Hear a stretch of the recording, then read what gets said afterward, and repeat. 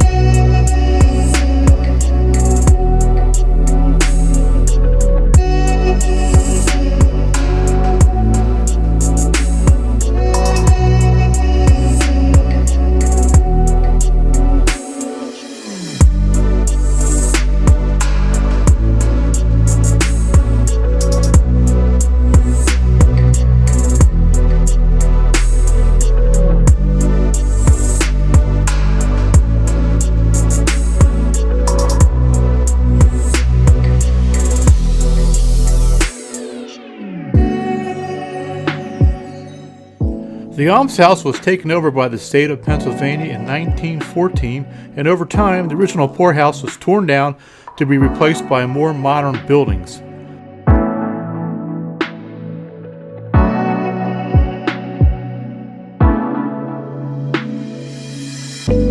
At one time, Embreeville State Hospital was recognized by the American Psychiatric Association as one of 3 model hospitals in the country.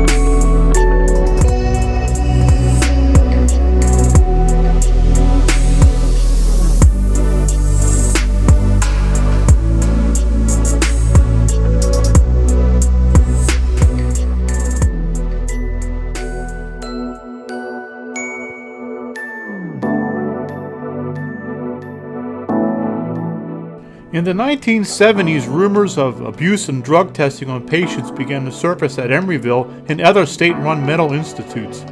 It was eventually closed down in 1980, although a juvenile detention center was maintained there until 1992.